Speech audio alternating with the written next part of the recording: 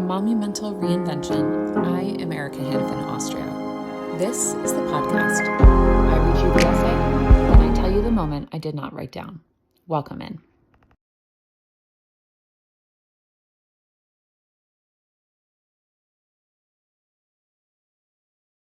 I got a little teary on the last real day of summer, and it caught me off guard.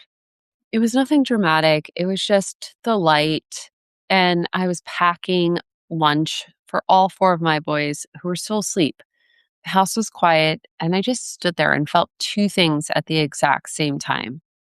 I did not want it to end, and I could feel myself getting ready to begin again. Today, I want to tell you about that and about the part of my life right now that nobody puts on Instagram.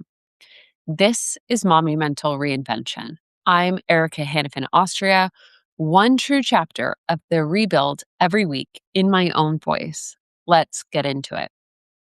The end of summer always makes me a little sad. And I think for a long time I was embarrassed by that because I'm supposed to be the reinvention person, the one who is excited about what is next. And I am, but there's something about summer ending that makes me want to hold on to the noise a little longer.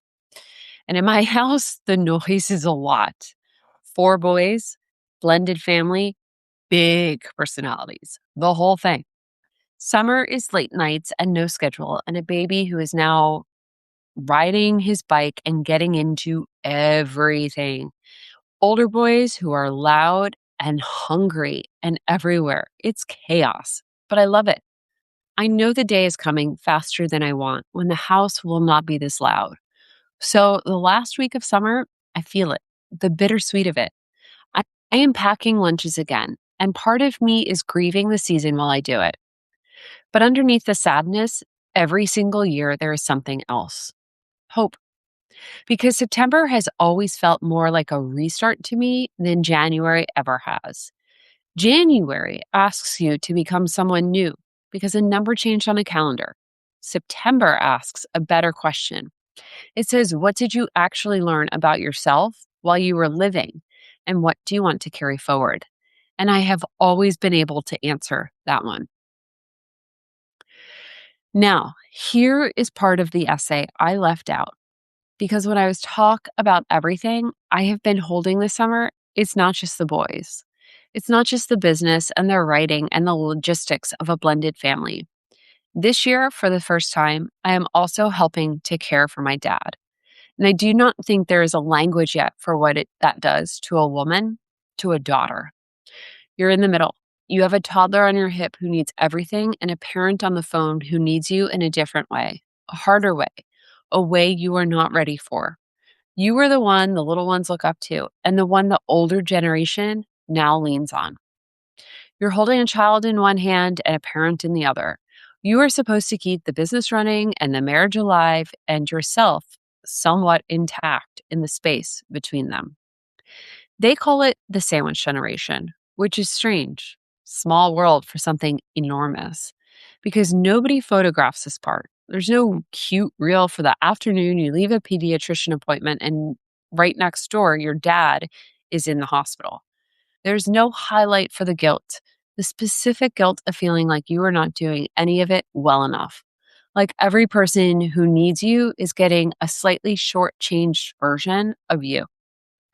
That is the invisible work. And women are so good at making the invisible work look easy. We carry it quietly and we call it fine.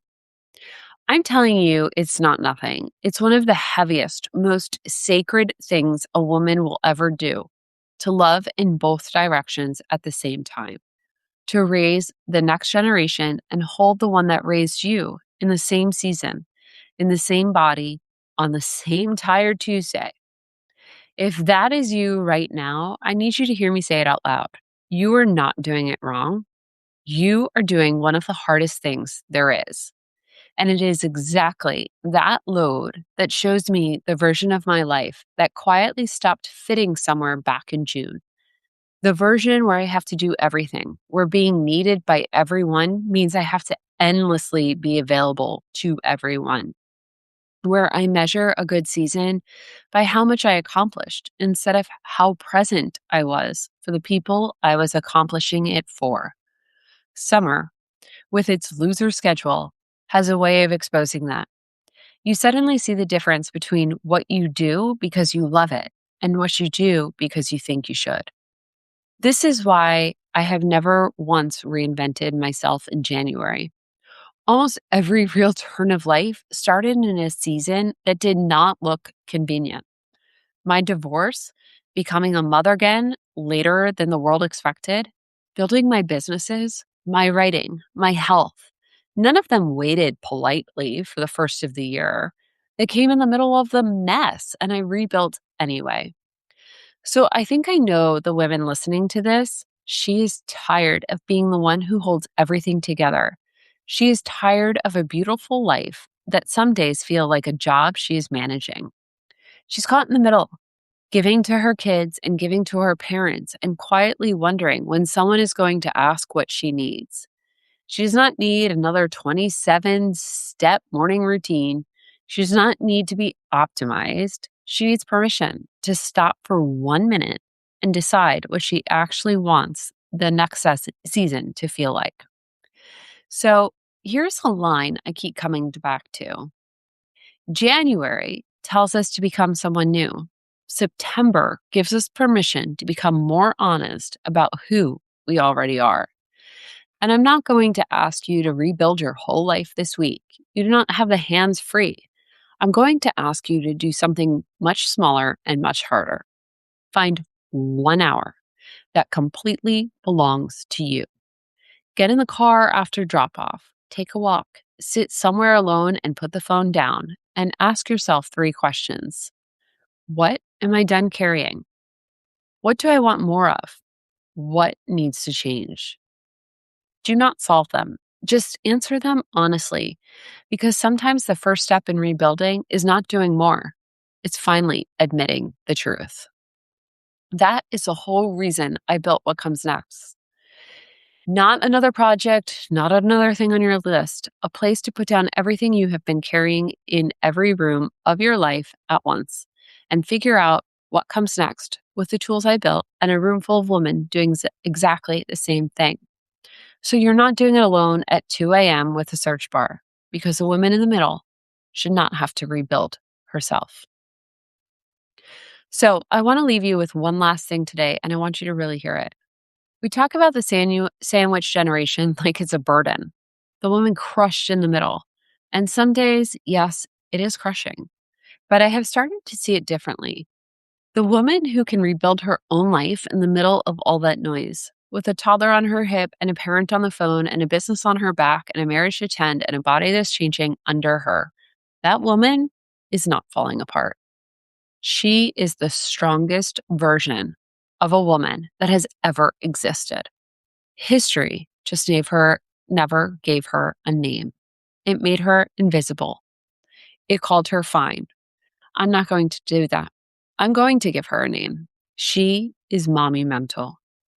And this fall, I am building the room where she finally gets to put it all down and be met instead of managed.